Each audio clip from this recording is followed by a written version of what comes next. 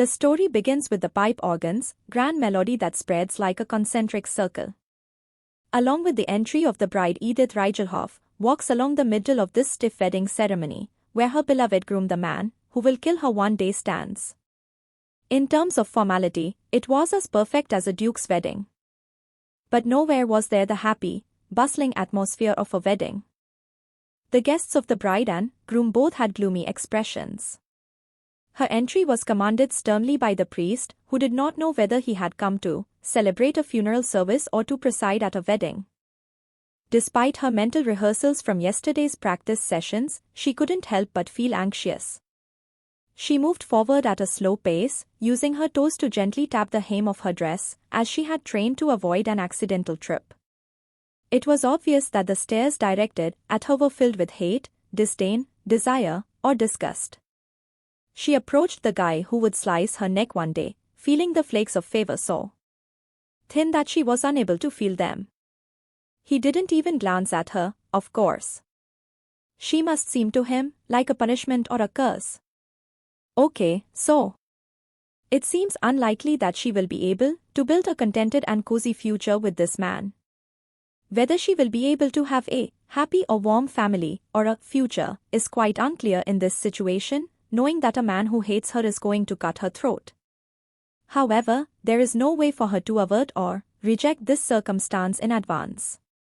She was in the body of a woman who was getting married in a week when she opened her eyes.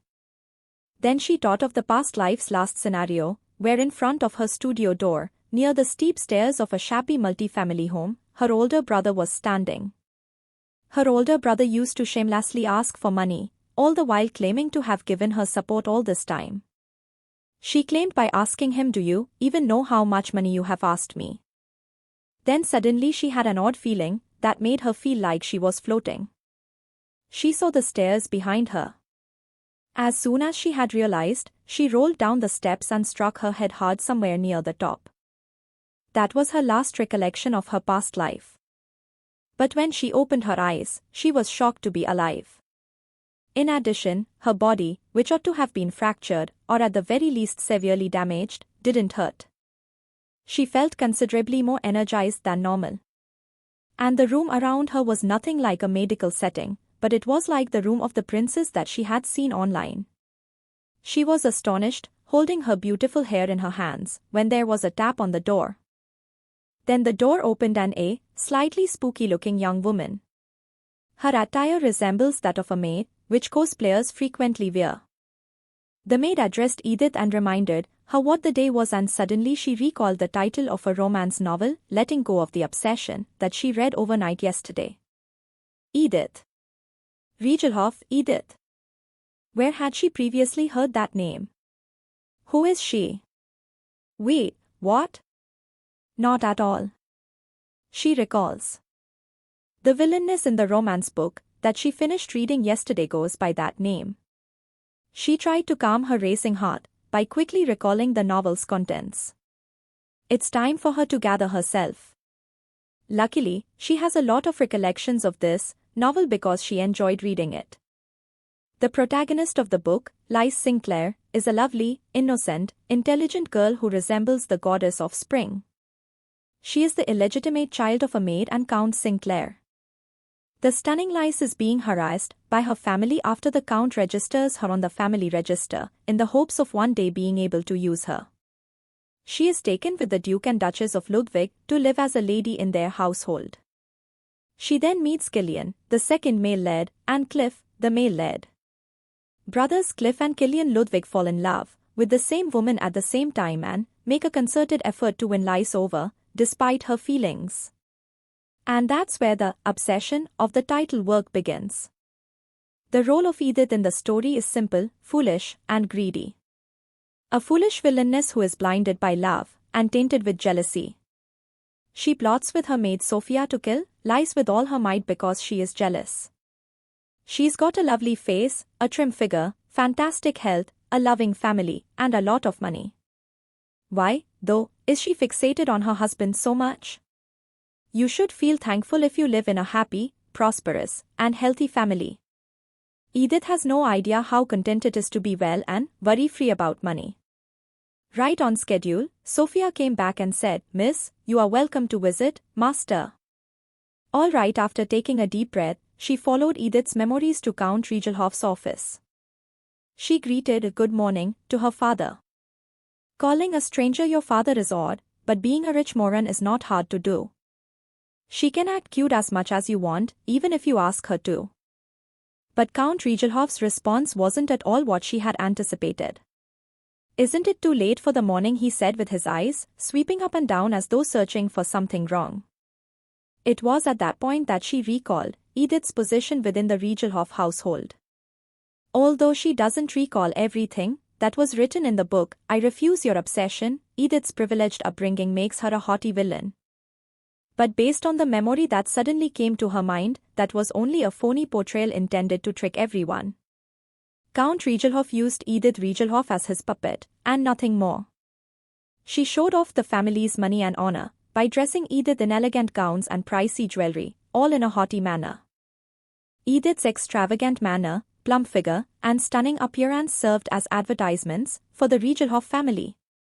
She was a physically and psychologically tortured daughter who yearned for her parents' and brothers' love.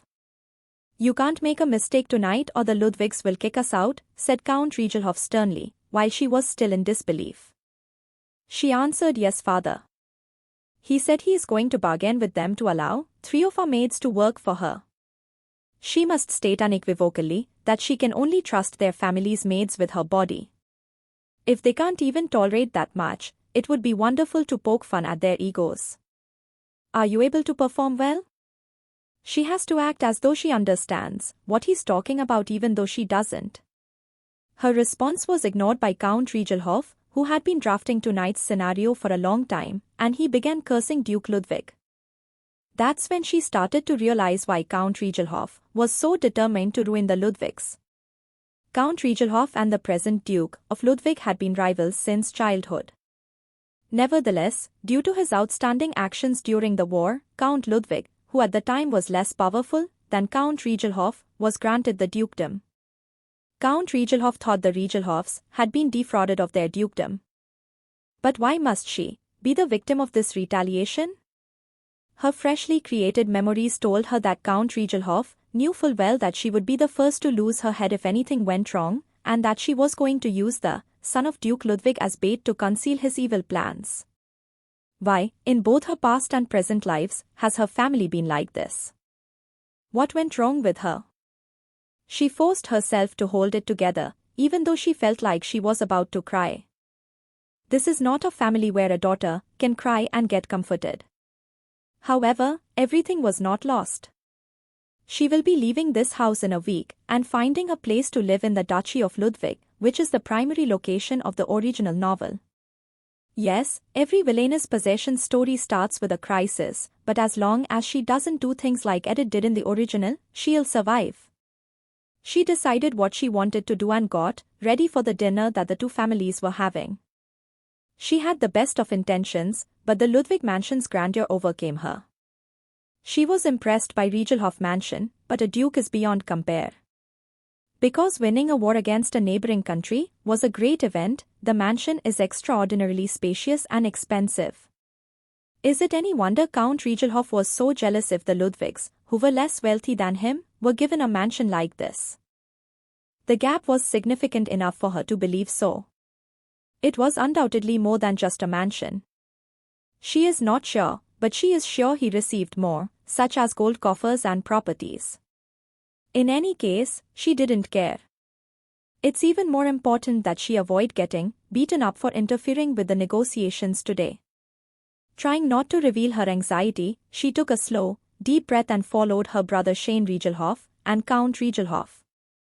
The butler greeted them politely and led them into a spacious dining area.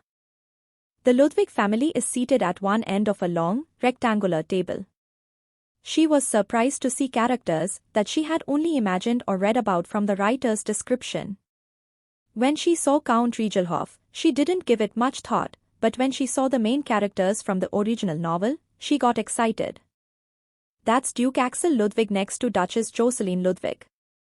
And that's Cliff, the male lead, she said. The main character's handsomeness is to be expected. His golden eyes and black hair give him an impression of coldness when he's not smiling, but when he does, his beauty is beyond human. Even just looking at his clothes made me drool, due to his powerful physique. The female lead, Liz Sinclair, is so stunning that the book refers to her as the goddess of spring. The one next to her is the one she will marry. God, oh God! She demoted Cliff to the second most handsome man that she had ever seen after seeing Killian. She now understands why Edith is so smitten with him. Even if he is a rival, you can't help but fall in love with him if he has that kind of look. With his intriguing grey eyes and black hair, the gorgeous man Killian Ludwig has a slightly rebellious vibe. His brows are furrowed, his jawline and nose are straight and pointed, and his frigid stare betrays his uneasiness. And a face that is generally more sensual than Cliff's. Let's just say that today's eye candy makes up for my unfair death from my previous existence. As though to signal that he would not tolerate any more commotions, Duke Ludwig subdued the uneasy atmosphere and the waiting staff started bringing out the food. Thank goodness for the aristocratic world of romance novels, where all you have to do is stay motionless. In front of you is an exquisite cuisine that has been carefully crafted by the finest chefs. As a father sending his daughter off, knowing that he cares so much is a huge comfort, but at the courteous salutation from the Duke of Ludwig, Count Riegelhoff's voice faltered. Following a second wine glass, Count Riegelhoff got right to the point. By the way, it's not easy for parents to send their daughter off to marriage, but I'm sure the Duke and Duchess will take good care of Edith. The Count Riegelhoff gave me a mischievous glance, before returning his focus to the Duke and Duchess of Ludwig. The Duchess assured that the maids in their house were as skilled to meet the standards of Miss Edith. But her father asked whether the Duchess didn't bring any maids with her after the marriage. This caused the atmosphere icy. The discussion was favorable to Count Riegelhoff in many respects. He could have brought Sophia and Edith in with it. With a loving and caring expression on his face, Count Riegelhoff gave her another look, seemingly to wrap up the negotiations. The idea of breaking down in tears at any time sent a shiver down her spine, but she had to remain composed. Her life would depend on what she decided to do there. She tells her father that he doesn't need a maid with her as the Ludwig family's maids are also as good as theirs, and she doesn't want any maids to leave their mansion because of her. The Duke and his two sons were keeping a close eye on her. They appeared to believe that she would defend herself before asking for different conditions. As the Ludwig family's daughter-in-law, she doesn't want to come across as a pampered woman. She is confident the Duchess will provide her with a decent maid when she arrives alone. As soon they entered their carriage, and the mansion gate, Count Riegelhoff erupted, "Would you please stop being crazy?" She is relieved he didn't slap her since she was terrified he might. She has to take action immediately with everything she has.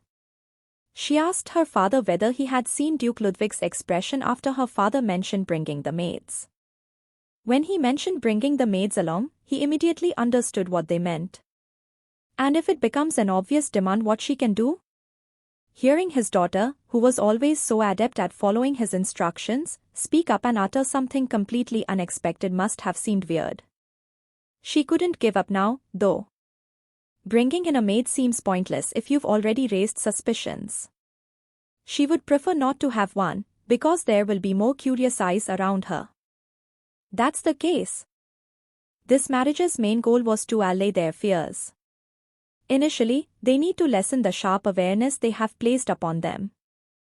The Count's stern visage softened, almost as if on cue. Then he asked about her plan that she will go in alone for the time being, and once their concerns are dispelled, she'll come up with some excuse, homesickness, maybe, and tell them that she is taking a maid along, just for a little dot. She won't let them stop me from doing it.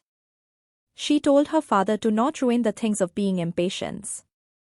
She succeeded in convincing Count Riegelhoff in the end.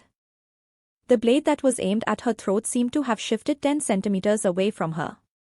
And now, following an insane week, there she is, attending this dark comedy of a wedding. The priest continues to say prayers. Long, tedious ceremonies are becoming obsolete in Korea, but she guesses that tendency hasn't made its way over here yet. After prayers, at last, the ring exchange came. She faced Killian the way she had practiced. He barely turned, taking his time, as if he truly didn't want to turn, in contrast to her who turned effortlessly in her uncomfortable garment. Now that she could see it well, his formal wear was breathtakingly beautiful, but if she looked at him just now, she felt like she was asking for a serious mishap. Luckily, she was managing to stay sane in this little clothing. Yes, Killian, indeed. She understands his feelings, so let's get past this. She really does. She also wants this unpleasant, terrible period to end. With the rings resting on a tiny cushion, two ring carriers stepped forward. They are quite adorable and couldn't be older than 7 years old. These kids had red cheeks from happiness at being a part of such a lovely wedding, unlike the adults from both families, who appeared to be ready to devour each other. They warmed her heart so much that she could only grin at them. Killian gave her a stare before taking the ring. With great grace, she extended her left hand, and Killian placed the bridal ring on her left ring finger with hardly any contact. He didn't even use his other hand to hold up her left hand. Whoa, it seems like he doesn't like her. But it got worse than what happened next. Before she could pick up the groom's ring, he stretched out and grabbed it. After putting it on, he turned to face the priest and pretended to be done with his business. The only one standing awkwardly in front of him and attempting to pick up the ring was herself. The groom's side guests erupted in laughter, while the bride's side guests appeared ready to lose their cool at any second. Although she didn't like it, expressing her disapproval would just exacerbate the situation. She gave the kids a quick peck on the cheeks before turning to face the priest. It's all right to not have a male in her life, she told herself as she felt a slight shiver emanate from Killian. After all, she should be happy with a nice life and a fit body. A life of leisurely hobbies enjoyed without fear of physical harm from her father or brother. How pleasant! She was a little concerned that the reception would be too busy and frantic, but it ended early and was kind of cold. Her back hurt like it was broken all day, from having to keep her back straight since her dress was extremely low-cut. Not to mention her swelling calves, and her feet are uncomfortable in high-heeled shoes. Her uncomfortable and unsightly clothes were taken off by a maid who was waiting for her, and she was dressed in a nightgown. After that Lice came to meet Edith, and she suddenly thought the original chapter where Lice came to meet Edith after the wedding as she wanted to apologize to Edith on behalf of Killian's rudeness. However, Lice's apology was taken as though she came to rub salt on Edith's wound. Lice speaks to Edith first in this scenario from the original narrative, just as she does now. Edith then erupts at Lice, telling her not to hate Killian, saying, "How dare you mention Killian's name in front of me, his wife, and how dare you wear a white dress to someone else's wedding?" To be honest, as a reader, she understands Lice's reasoning completely, but Edith had every right to be unhappy because she had to listen to it without understanding what was going on. Oh, right. No matter how exhausted she was, she didn't want to pass up this chance to speak with the female lead, even if she could have claimed not to know. Befriending a good-hearted female lead is also one of the survival guidelines for a villainous possession scenario. Lice was holding her hands awkwardly and not wanting to open her mouth when she realized she was gorgeous. She laughed slyly to herself like a character hiding a scheme. She looked much more stunning than she did just a few minutes before when she was blinged out in ivory, an elegant yet modest outfit. She fit the description of a shy, chaste bride better, which the author most likely intended to achieve. I get it entirely. Even though Killian was pushed into a marriage he didn't want to be in and is probably unhappy about it, she still loves her spouse. Lice was going to see Killian shortly and she was going to give him her story, so she attempted to appear innocent. When it did, Lice's expression brightened. Lice claimed Miss Edith was sweet and mature. Then Edith complimented her for her dress and she was so gorgeous. She wishes she could gnaw on those juicy cheeks with her teeth. You must be exhausted, yet I've been clinging to you for far too long. Lice apologized, and asking her to relax now, Killian will return later. Her cheeks had a nice flush. When Lice eventually turned to leave, she waved to her before the solitude fully claimed me. Are we finally done with the wedding episode? Whoa! She sighed, flopping down on the bed, and threw off the nightgown the maid had taken so much time to put on. She then soaked in the bathtub behind the curtain, which was located on the far side of the room. Although it was a touch warm, she loved going to the sauna in her former life, so it was the ideal temperature for her. Her body's aches and pains seemed to gradually go away as she immersed in the hot water. It's amazing that you can have a maid help you fill the bathtub because you are the daughter-in-law of a duke's family. As frigid and disagreeable as Killian was, and as annoying as Count Regelhoff was, this possession turned out to be a godsend. Without smartphones and the internet, it's an inconvenient world, yet she enjoys luxury that she could never have dreamed of when she was Choi Suna. There are novels, dramas, operas, ballroom dances, picnics, parties, and hunting competitions in this universe. She doesn't have to worry about her bank account balance, she doesn't have to clean up after herself, she doesn't have to go to work, and her brother isn't threatening to take out a loan in her name. She relaxed and felt drowsy, so she rested her head in the bathtub and fell asleep. She didn't hear anyone enter through the door as a result. The abrupt sound of a man's voice frightened her, so she quickly covered her chest. Is the groom the only person in the bridal chamber, or are you waiting for someone else? Ha! Killian? Uncertain if he was insulted by being addressed by his first name or if he simply detested Edith in general, Killian furrowed his brow. But Edith was surprised to see him here. This is the time for a talk between Killian and Lys in the original story. Killian tensed up, not anticipating an assault. However, she had no idea that he would feel terrible for her. For him, Edith Regelhoff was only the sly count's daughter and the source of his love's annoyance. Were you anticipating an intense courtship? Anticipating this, he responded with contempt. She should be angry, too, on a rational note. But at the moment, she was just tired, troubled by everything, and aware that her survival hinged on Killian not disliking her. Besides, there was no way in which one could be upset at that face of his. She just wanted to let him know what occurred and that she assumed he wouldn't come here today because she could see you weren't interested in talking to her. She wondered, though, whether he would be spending the night there. I'm not sure how it came across to him, but she said it in the quietest voice she could muster. With a disgusted scowl in her direction, he turned and left without responding. How come you are here? Has the original tale been altered, or is it still the same? However, she is too tired to think about it at the moment. She dried off after stepping out of the half-cool bathtub.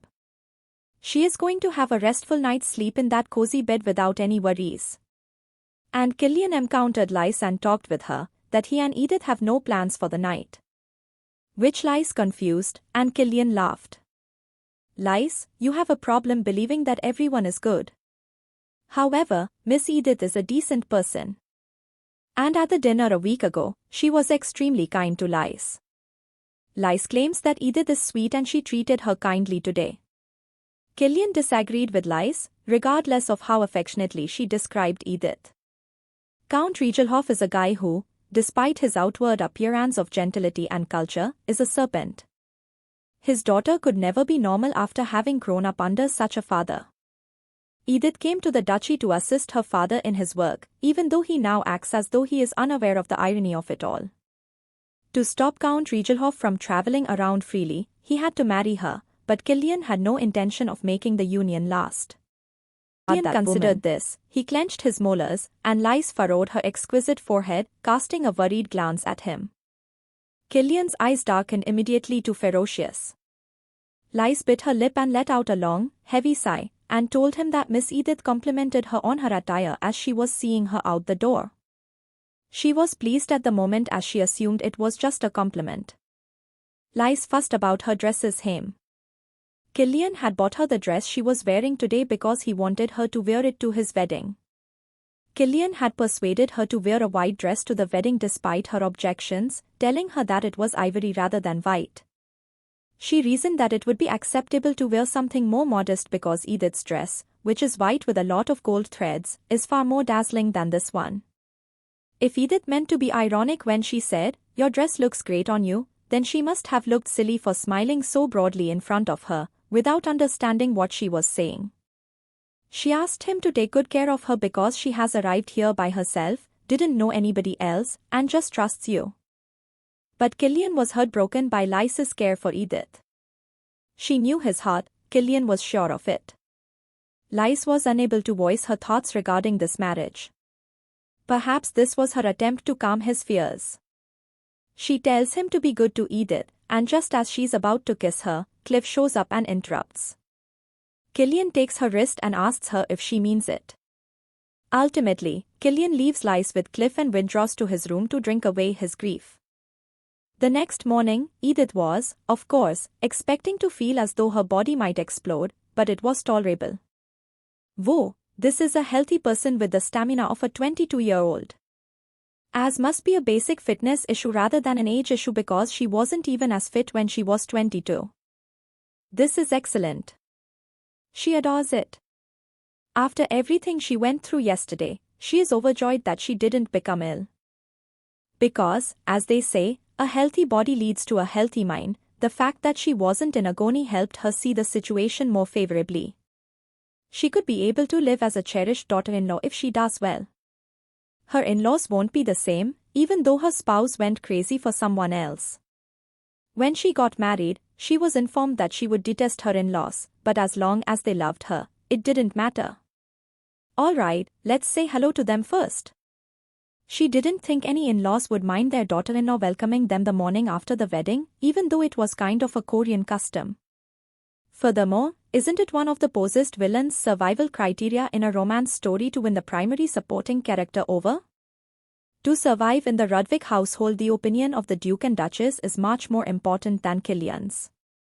Her ultimate goal was to enjoy this cozy life in a corner of this house. To achieve this, she needs to be on good terms with her in-laws' side. As like in the novel She Pulled the String, she couldn't help but be happy. The polite maid, who unlike Sophia was unable to look her in the eye and bowed her head, walked backward without making any noise. "Lady," she remarked, "this word is strange no matter how many times she hears it." She inhaled deeply, knowing that she could end up just like her if she made a mistake. She attempted, with the maid's assistance, to become a proper daughter-in-law. However, the clothing was the issue. The Riegelhoffs had brought her several outfits to flaunt their money, but she wasn't sure where to look because they were all so showy and had deep V-cuts in the chest. Then she asked the maid Anna to take the dress to the boudoir to cover the chest area naturally and remove the extra tacky decor.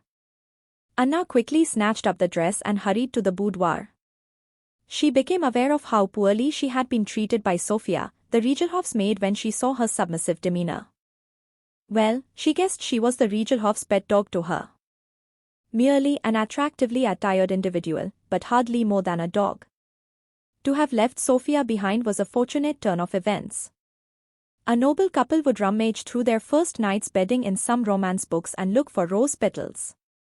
The marriage would only then be recognized. However, she shook her head swiftly. If she did something like that, Killian would glare at her from the corner of his eyes. Since he is a man who will not give up on Lys. Well, he was a man who would keep his body pure for Elise. Upon Anna's return, she styled her hair and put on light makeup, while the deft ladies of the Ludwig family made adjustments to her dress and sent it on its way. After removing the glamorous embellishments, the dress was finally wearable. She then promised to not fall for Killian. She sent Anna to notify the Duke and Duchess of her arrival after changing into a more humble outfit. Luckily, the Duke and Duchess accepted her invitation to come. With her back straight and a half-smile to avoid coming off as haughty, she walked down the corridor to the tiny sitting room that led to the Duke and Duchess's room.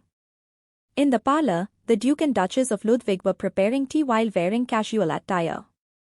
It looked like they were clearing space for her when they set a teacup on the side of the table across from them. While the Duchess welcomed her greeting with a pretty kind face, Duke Ludwig appeared a little stiff. Of course, she took a seat across from them and got herself a cup of steaming tea. They didn't inquire about her relationship with Killian or why she hadn't brought him along as they enjoyed a light conversation. Well, considering that they only made 1 cup of tea. He had not spent the night in the bridal chamber, as had already been claimed. They would have nothing to use as leverage against him. Rather, the Duke posed a query that appeared to be a subtly critical question directed at her. They are aware that the Count raised her to be extremely valuable and exquisite. However, he is curious if she has any experience as a hostess in a noble home, though she may certainly start studying right away. Here's where it helps to read the original story. Had this question been posed to her without any thought, she would have been at a loss for words. She said she is good at organizing papers and managing financial flow. Of course, if the Duke offers additional instruction for that, do so. She'll catch up as soon as she can. It seems that the Count has imparted that knowledge to her. His voice was mocking, as though he believed her to be here to steal the family's financial statements and private correspondence. She asked them to teach her anything else if he didn't believe her. She tries to learn as much as she can. Not expecting Edith to say it out loud, the Duke of Ludwig coughed needlessly, and the Duchess patted him on the side, glancing at him. Maybe the Duchess would understand more than the Duke.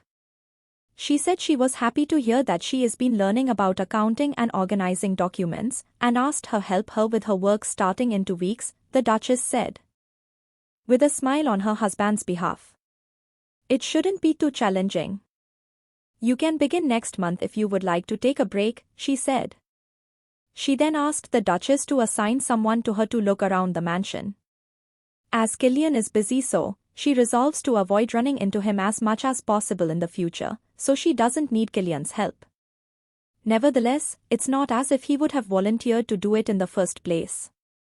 The Duke's aide, Viscount Renan, was assigned to her by the Duchess to learn about the mansion. It is said that he was the Duke's aide and was in charge of the documents management and other tasks following the Duke's absence. Like Anna, the one assigned to her, he was a character who was not mentioned in the original novel, which made her nervous due to the lack of information on them. She gave the Duke and Duchess a firm salute before hurriedly following Renan out the door. Looking about the estate would be far more enjoyable than doing nothing but sitting in her room. And that was a wise decision. They came through the jewelry exhibition room, a room for weapons and armor, the grand library, and the Sistine Hall. The large chamber has statues positioned in between each of the masterpieces that hang on the walls. Here, she can view such excellent artwork for free.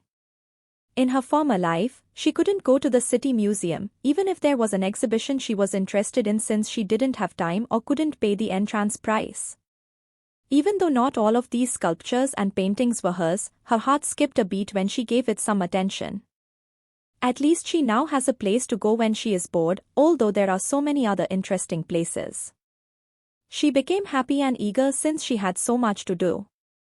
She assumed she merely smiled and followed Renan despite her best efforts to hide her look, since the corners of her lips kept turning up.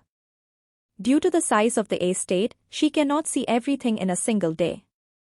So he will show her this portion of the house tomorrow. After tomorrow he will show her more. She didn't mean to flatter Renan, it was a sincere compliment. Despite his obvious fear of her, he acted with respect and didn't show it. Although he didn't seem particularly conversational, his ability to identify the key elements of each area gave her the impression that she was receiving expert instruction. She decided to accompany Renan back to her room after their enjoyable morning together. Renan didn't stop there, he even gave her a new route to follow. The Great Hall is this. The Duke himself likes to wander and converse in this lovely courtyard, which makes it a fantastic spot to view its splendor. Whether it's the people, the mansion, or something else entirely, the Ludwig mansion is a visual feast. She always regretted not having taken a trip overseas in her former life, but she never imagined that she would be rewarded like this after her death. The walls and floor were tinted by vaulted shadows, while ivy, which was just starting to turn green, clung to the pillars. She could look out over the railing and see the tidy courtyard. Lice, Cliff, and Killian sipping tea on the terrace across from one another. Renan, whose eyes had met mine at the same moment, was extremely agitated, unlike his previously composed manner. She is also known to be a bad lady, so Philip assumes that she must be furious. In a scenario from the original script, Edith sees this and gives Killian and Lys a frightening glance until they turn to face her. Killian, of course, merely shot her a scornful glance. However, the mere confirmation of the Duke's wealth and refined taste made her happy enough. With a bright smile, she followed Renan. For some reason, his eyes were pleading with her, but she must be mistaken. The Viscount must be feeling sorry for Killian, not for me. After returning, Duke Ludwig and Renan discussed Edith's behavior. Renan explained that she has a good understanding of the mansion structure and she very well enjoyed the Sistine Hall where the artworks are displayed. On the contrary, she does not express her inner thoughts and she shows a dignified appearance opposite to the rumors. On the way back she encountered the two young masters, having tea with Lady Lys, but to his surprise Lady Edith did not show any kind of emotions, she moved as if she had seen nothing. The groom had not even spent the night in the bridal bedroom. The bride caught him making out with another woman early the following morning. The Duke would have boiled even if he had been in Edith's shoes. Edith Rigelhoff is unusual as well. She went back to her room, had a maid bring her breakfast and lunch, and then she sat in the sun on her room's balcony, surveying the situation.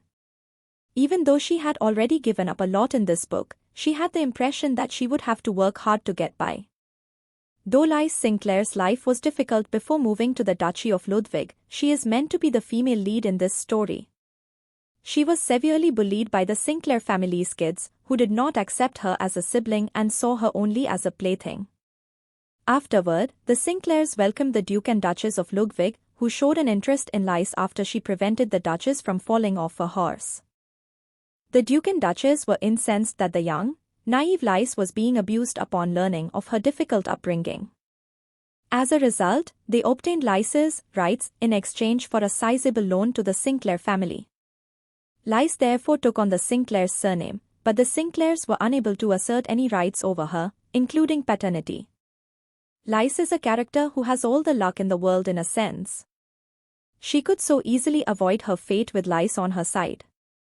It was, in fact, the first thing that crossed her head as soon as she got possession of Edith, but she was reluctant to act on it for some reason. It was a condition that didn't apply to me, of course, but knowing that Lys was responsible for Edith's downfall made me want to stay away. Looking back at her previous life, it was full of misfortunes from the beginning to end. She had to undertake some basic research in order to exist in this world, and the three primary characters are the most crucial component of that research. Lys was reading a book in the garden under a big tree, and she looked as flawless as if she had been painted. But the only person who saw her was Edith. Why is she by herself? Where is Lys? She assumed there would be male leads. But no sooner had she said that than Killian showed up. Although Lys is listed on the count of Sinclair's family registry, she has not received the education that nobility is expected to receive and has instead been treated like an illegitimate child. She always brought a book with her because she was afraid she would disgrace the Duke and Duchess somewhere. She felt grateful to them for treating her like a daughter. Killian comforted her and asked her if she needed anything she could ask him.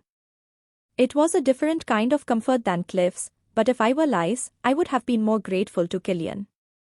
Elise asks him where is Edith and he should not leave her alone, but he replies to her not to worry about that woman because she is a hostage and will leave in the end. That's how he sees me, That was, after all, the original work's situation. Killian saw this marriage as something that would just have to be endured, a temporary disaster. That's enough observation for today. She turned and headed back to her room, feeling a cold around her neck. She was plagued by Killian's statements for the rest of the day. The next scene happens at the Sinclair household, where Lila Sinclair is throwing things due to the marriage of Killian and Edith, which shocked her. A running maid called for Damien Sinclair, who turned to look pitifully at his sister Layla, who was having another tantrum. Layla stared at him, snapping her head around at the bored tone of his speech. The wedding was not open to the Sinclairs.